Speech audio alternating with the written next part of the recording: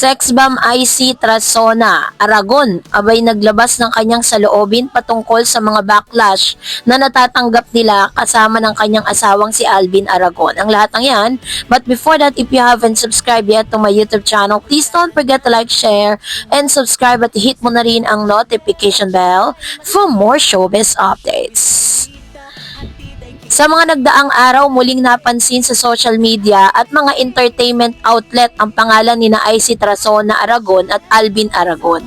Hindi dahil sa bagong proyekto o palabas, kundi dahil sa isang controversial na pahayag, reaksyon ng publiko at ang personal na desisyon nilang tumugon sa mga batikos. Si IC Trasona Aragon ay isang dating miyembro ng iconic girl group ng Sex Bomb Girls, isang dance at performance group na hinangaan sa Pilipinas noong 1990s hanggang 2000. Matapos ang kanyang karir sa showbiz, mas pinili niyang ituon ang buhay sa pamilya at pananampalataya bago tuluyang magretiro. Si Alvin Aragon naman ay isang dating artista at dating contestant ng Starstruck noong una nitong season, isang artistang search show na kung saan marami ngayon ay kilala bilang mga artista. Mula sa showbiz, nag-shift siya sa isang buhay na nakatuon sa pananampalataya at relihiyon at kalaunan ay naging asawa ni IC. Siya ay nagsasalita sa publiko kamakailan matapos silang mapabilang sa mainit na usapin online sa pamamagitan ng pagpapahayag ng kanilang damdamin at buhay bilang isang pamilya. Noong Feb 18, 2026, nag-post sa social media si IC ng isang pahayag kasama ng kanilang pamilya. Sa caption, inamin niya na hindi madali ang pinagdadaanan ng kanilang pamilya lalo na't maraming kritisismo na ibinabato sa kanila. Sinabi niya na kahit maraming taong may opinyon at batikos, patuloy silang gumigising araw-araw gamit ang lakas na ibinibigay ng Diyos, sabi ni IC. It's not easy for the whole family but gumigising everyday by the strength and the God's give, by grace na hindi namin deserve, but patuloy na kumakapit sa mga pangako ng Diyos at patuloy na nakatingin sa ginawa ni Jesus to save sinners like us. Ipinabot rin niya na hindi sila perpektong pamilya. Sa katunayan, ayon sa kanya, ang pangalan ng kanilang family group chat sa Messenger, The Imperfect Family, na sinasabing simbolo ng kanilang pag-ako sa pagiging hindi perpekto at pag-asa sa salita ng Diyos. Nagpapasalamat din sa mga nagpapadala ng mga encouraging messages. Hindi ito simpleng batikos lang. Ang kontrobersya ay mas lumala dahil sa mga pahayag na ginawa ni Alvin Aragon sa ilang interview, lalo-lalo na sa DWAR, Abante Radio at iba pang platform tungkol sa isang sensitibong issue na tumugon ang publiko sa pamamagitan ng malakas na reaksyon. Pahayag niya tungkol sa Sex Bomb Girls, sinabi ni Alvin na ang dahilan kung bakit umalis si IC sa Sex Bomb Girls ay hindi dahil sa kanya kundi dahil sa malinaw na tawag ng Diyos sa buhay ni IC. Ayon sa kanya, ang pangalan ng grupo at ang style ng mga sayaw ay hindi niya raw nakikita bilang bagay na wholesome kaya't ito'y tinawag niyang seducing at hindi angkop sa paniniwala nila. Ito ay naging mitya para ng batikos mula sa mga fanbase at iba pang entertainers dahil marami ang nakakita dito na parang pagwawalang bahala sa kontribusyon at legacy ng Sex Bomb Girls para sa pop culture. Ayon sa pinakamainit na usapin ay pahayag ni Alvin tungkol sa transgender na anak ni IC, si Sofia, na nagdala sa kanya sa gitna ng diskursyong tungkol sa gender identity at pagtanggap ng pamilya. Sa isang interview, tinalakay niya na ang personalidad, pananaw at pagkakakilanlan ni Sofia, ang transgender na anak ni IC mula sa nakaraang relasyon.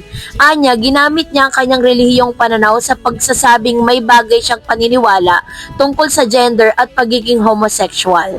Ito ang nagbigay ng maraming discussion kasama ang mga tanong hinggil sa pagiging inclusive, pagkilala sa sarili ng mga kabataan at kung paano dapat lapitan ang mga magulang ang mga ganitong usapin.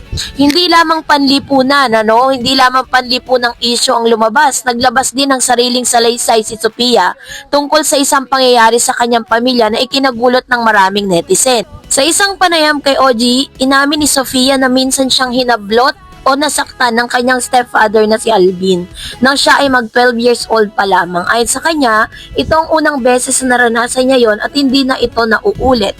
Pinaliwanag din niya na naiintindihan niyang pagmamalasakit ni Alvin at ang dahilan kung bakit siya napagalitan noon dahil sa isang nagkataong pagkalit niya sa pagbabalik after bumili ng exchange gift. Dagdag pa niya na shock siya dahil hindi siya na-hit ng kanyang mga biological na magulang noon at nanghingi rin daw ng tawad si Alvin pagkatapos. Hindi lamang ang mga stranghero ang nagbigay ng opinion, pati ang mga dating kasama sa sex bomb girls ay nagpadala ng suporta sa pamilya. Halimbawa si Sunshine Garcia Castro, isang kapwa dancer, ay nagbigay ng mensahe ng panalangin para sa kanila na hindi naghahangad ng hidwaan kundi pang-unawa at suporta. Samantalang sa social media at iba pang forums, iba't ibang reaksyon ang lumabas mula sa mga kritisismo, pagpuputol ng mga haka-haka hanggang sa mga opinion tungkol sa mga personal na bias na lalo pang nagpabigat sa discussion. So sa kabuuan, ang usapin ni na IC at Alvin ay hindi lamang simpleng batikos lang sa isang pamilya. Ito ay naging isang malalim na discussion tungkol sa pananampalataya at pananaw at reliyon, pagkakaiba ng personal na paniniwala at pagbibigay respeto sa ibang tao, gender identity at pagtanggap sa pamilya, pagharap sa mga batikos sa publiko, kung paano hinaharap ng isang pamilya ang kanilang pagkakaisa sa kabila ng opinyon ng iba. Ang pinakapunto ni IC sa kanyang payag, ang pagiging hindi perpekto ngunit patuloy ng umaasa sa Diyos sa gitna ng kontrobersya. Ayon sa kanya, we are not perfect, kaya gano'n na lang ang pagkapit na nasa salita niya. Kasi hindi ko alam kung saan kami pupulutin apart from His Word. Ito ang sentrong mensahe na kahit anong dagok o batikos ang kanilang pamilya ay pinipiling manatiling malakas at nagtutulungan sa pamamagitan ng kanilang pananampalataya. Ang kwento ni na IC Trazona at Alvin Aragon ay isang halimbawa kung paano ang buhay ng mga publiko ay nagiging pampublikong diskurso, lalo na kung may halo itong relihiyon, pamilya at malalim na issue sa pagkakakilanlan. Sa gitna ng lahat ng opinyon at batikos, malinaw na ang kanilang tugon ay hindi lamang batay sa pagtatanggol sa sarili, kundi sa pagtalima sa kanyang pananampalataya at pag-ako sa pagiging hindi perpekto.